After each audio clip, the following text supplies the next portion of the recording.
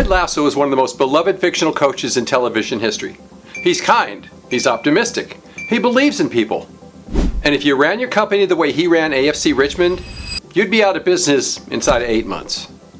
I'm not here to ruin your favorite show. I'm here to show you what happens when you confuse a great character with a great culture architect.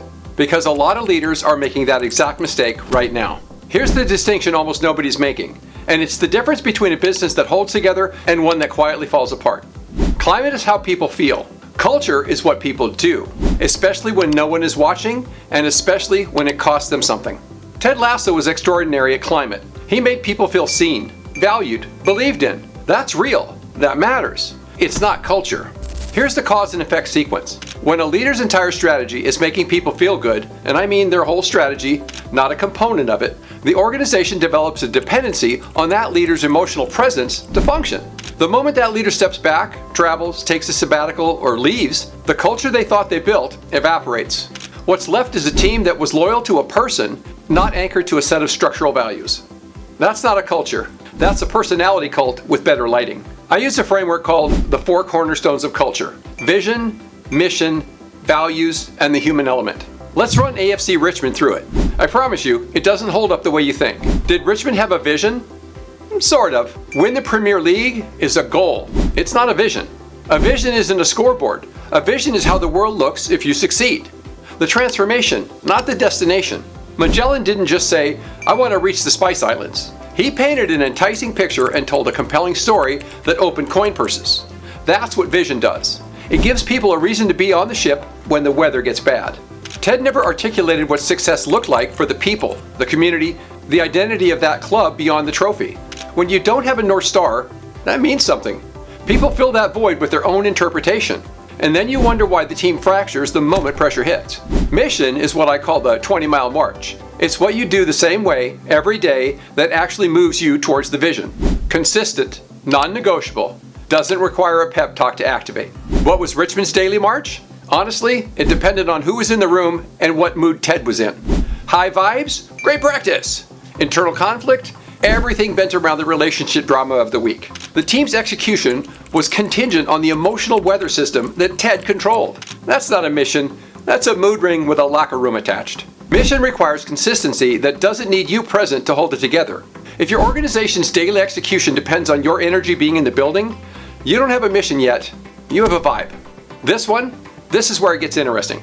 Richmond had values in the sense that Ted modeled them. Kindness, curiosity, belief, psychological safety. They aren't bad values. If I were building a company, I'd want some version of all four.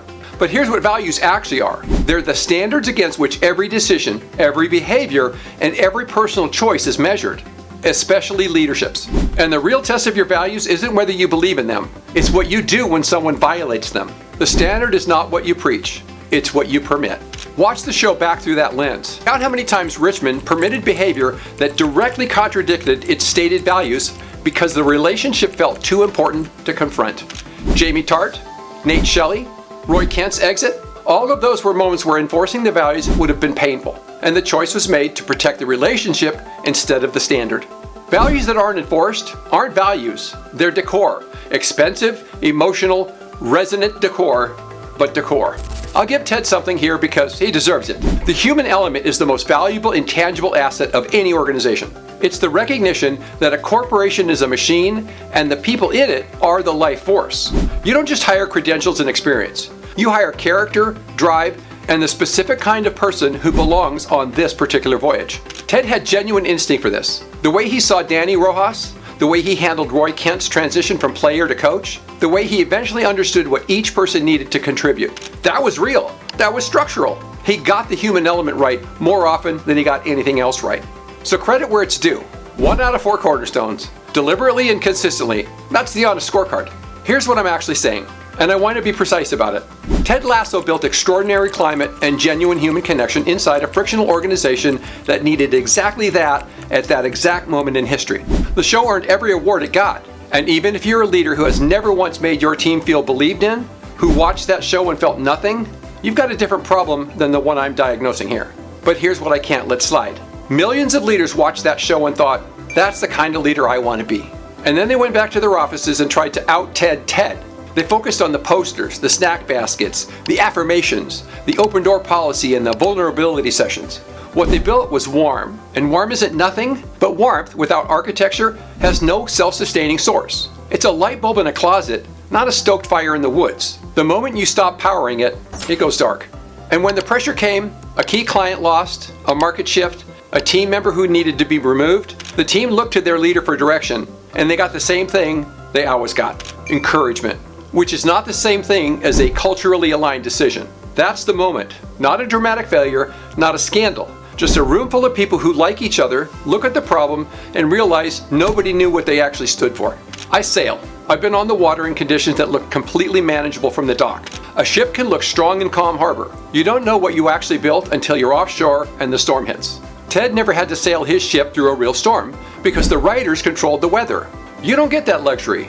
Your clients leave. Your key people get poached. Markets shift. Health crises happen.